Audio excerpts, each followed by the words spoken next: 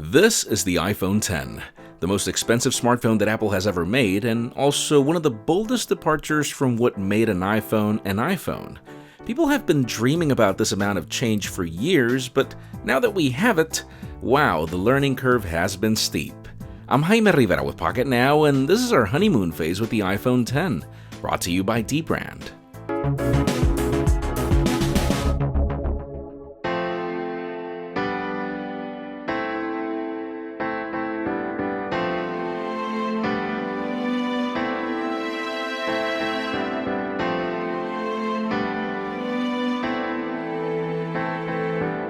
There was a time when every video introduction of every iPhone was full of complaints. Apple was infamous for conservative designs and iterating on the side of caution. Yeah, you can scratch that. The iPhone X is not just a completely different iPhone, but also a completely different smartphone. The blend of stainless steel and glass feels like if you're holding a polished gemstone, and a heavy one for that matter. The rounded corners on the chassis remind us of Apple's obsession for this same design and iconography since the first Macintosh. If it wasn't for the horrendous camera hump, everything on this phone seems to fall into place perfectly. This device marks a ton of firsts for Apple. The first iPhone with an OLED display, the first time we see the bezels nearly disappear to an insane 83% screen-to-body ratio, the first time Apple jumps to a higher pixel density at 458 pixels per inch, even if you won't really notice a difference when compared to the iPhone 8 at 750p. The largest and tallest display on an iPhone at 5.8 inches diagonal at a 19.9 aspect ratio.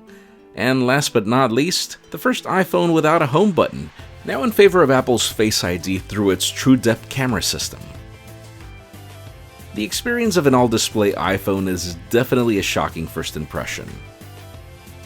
Now, once you set it up, you will land into a lot of familiar territory. Like with every iPhone, you can set it up automatically by scanning an old phone or going manual like I did.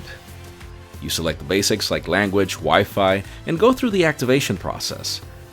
Apple's new trick on this phone is that you now set Face ID instead of Touch ID.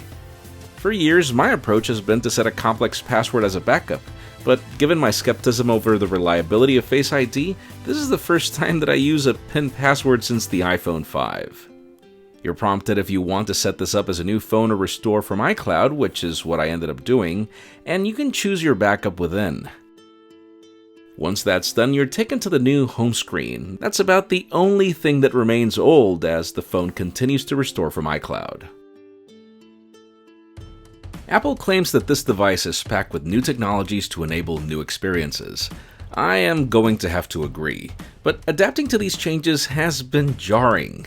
For example, I spent the first 2 days trying to press a home button that no longer exists, or getting used to Control Center being at the top right and notifications at the top left or the rest of the unibrow. And then there's the problem that a good deal of applications are still not optimized. The apps with pillar boxing work fine, just like if you were using an iPhone 8 with bezels. But the other applications like Telegram are simply unusable with controls all around the place. And then there are applications like Starbucks that seem optimized, up until you try to log on and the application completely freezes. Obviously this is par for the course as it's a completely new iPhone, but yeah, it still feels like if it's in beta. Now, don't get me wrong, not everything is bad. Swiping between applications with a simple slide from the bottom is genius. Calling on reachability with a swipe from the bottom is also very handy, which explains the whole wasted space below the keyboard as a gesture area. Just the whole concept of swiping up to go home, like throwing applications to the tray, feels very natural. As for Face ID, well, I really have nothing to complain about. I love being able to just lift my phone and have it unlock every single time right about the moment when I'm ready to swipe. Maybe it's because I'm in New York's current gloom in the fall and I really haven't been exposed to direct sunlight using this phone, but it always unlocks just fine. And yeah, it doesn't unlock with my son. Trust me, I've tried. Many people have complaints about the unibrow, but after 10 years of bezels, I'm not gonna complain. I just wish the user interface would feel more like if it blends with it, instead of all this wasted space. And emojis are also a fun little idea. Definitely an example of how far the TrueDepth camera system can go. I'm just a little disappointed with how out of sync these animations are when you send the final video, but again, this just seems like a work in progress.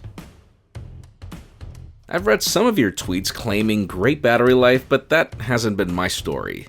I've tried this phone on both AT&T and T-Mobile all around New York City, and it barely scratches a day of use, while the iPhone 8 was great in this department.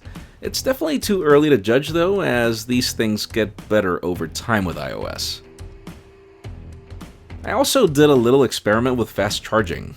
I tried pairing Apple's $25 Lightning USB-C cable to a 27-watt adapter from the Essential phone, and this phone charged from 10% to 50% in just 30 minutes.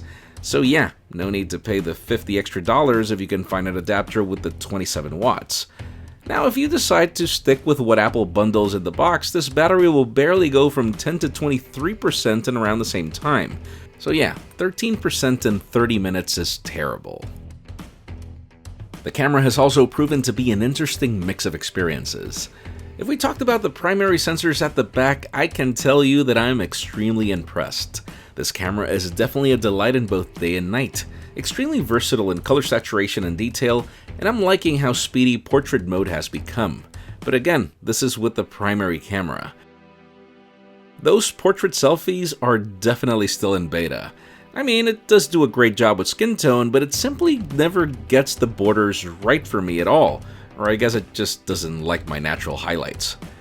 And video recording is definitely top notch, again, if you're using the primary sensor, as iPhones are really good about stabilization, but sadly selfie video continues to lack any sort of software stabilization.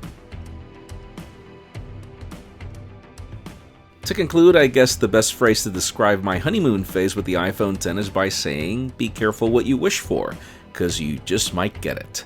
It's not until you experience a completely different iPhone that you understand why Apple took so long to change its approach to hardware. I mean, if it was hard for me to adapt to this phone, I can't imagine an average consumer. Now, I do stand by my personal motto that change is great, and Apple has proven that it can leapfrog competitors like a champ. What's left is to prove if all this change is actually useful to the consumer, and that's going to be the theme for the next batch of comparisons to come, in addition to our final review coming very soon. While that happens, might I remind you that this is probably the most fingerprint-prone iPhone I've seen yet. dbrand skins will eliminate those fingerprints and add some grip to your upcoming iPhone X, or any iPhone for that matter. Check out dbrand.com/iPhone or visit the link in the description below to customize yours. And be sure to chime in the comments to what comparisons you want to see next, and hit that subscribe button to not miss out on these. The top card will lead you to our iPhone X unboxing vlog, and the bottom to our honeymoon phase with the Google Pixel 2 XL. You can also follow me on Twitter, Jaime_Rivera, or on Instagram at Jaime Rivera. Please give this video a thumbs up if you like what you saw. I am Jaime Rivera. Thanks so much for watching. We'll see you on the next one.